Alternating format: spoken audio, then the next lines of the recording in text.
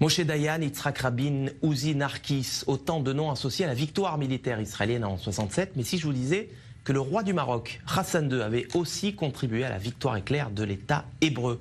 Info, Intox, Johanna Binder, bonsoir. Bonsoir. Alors, est-ce que Israël a effectivement gagné cette guerre de 67 grâce à l'aide du Maroc? Eh bien, sans le Maroc, Israël n'aurait peut-être pas gagné la guerre des 6 jours. Alors, tout commence en 1965, on est 2 ans avant que débute la guerre des 6 jours.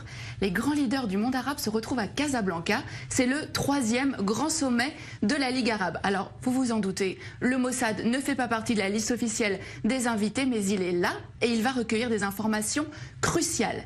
Il y a un protagoniste, c'est Nasser, le président égyptien, le leader de la coalition arabe. Alors dans quel état d'esprit est-il à la veille de cette conférence? Il déclare à Assouan en février: l'année 1965 est la plus dangereuse des années de la lutte arabe.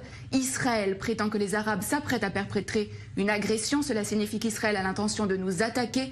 Nous devons donc être prêts à riposter. En septembre, donc quelques mois après, a lieu ce sommet de la plus haute importance. À l'ordre du jour, l'état des forces armées des pays de la Ligue arabe, avec cette question: sont-ils prêts à faire la guerre contre Israël? L'autre homme clé de cette histoire, c'est Hassan II, le roi du Maroc. Il va permettre aux renseignements israéliens de connaître ses ennemis. Et c'est à ce moment-là que le Mossad va donc entrer en action. Oui, absolument. Le Mossad va donc préparer cette opération en amont de la conférence. Plusieurs jours avant, une équipe du Shin Bet et du Mossad, il s'appelle à Tsiporim, donc les oiseaux, vont occuper le dernier étage du très luxueux hôtel à Casablanca où sont attendus les dirigeants arabes et où va aussi avoir lieu la conférence.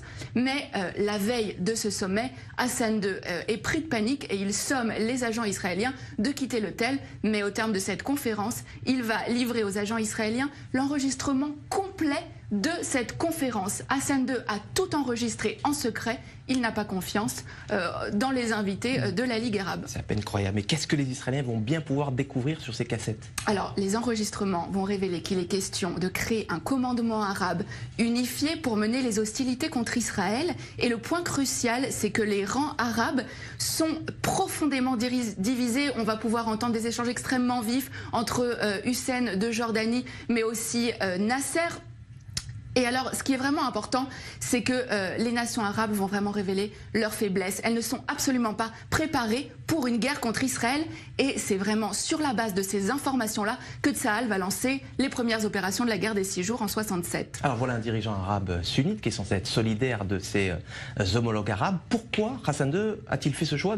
Qu'est-ce qui l'a motivé? Alors, ce qu'il faut savoir, c'est qu'avant déjà ce sommet, le Maroc et Israël entretenaient déjà des relations stratégiques. Hassan II avait accepté que des juifs marocains émigrent vers Israël, en échange de quoi Israël fournissait une aide logistique au Maroc, notamment en formant ses militaires.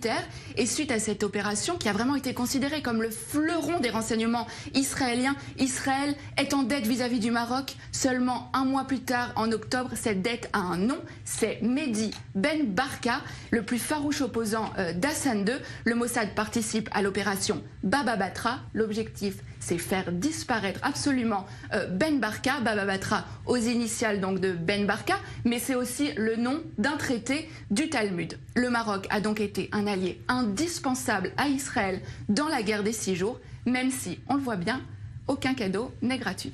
La petite histoire de la grande histoire. Merci Johanna Binder pour ces détails croustillants, dignes des plus grands films d'espionnage. Merci d'être passé nous voir sur le plateau du Mag Orient.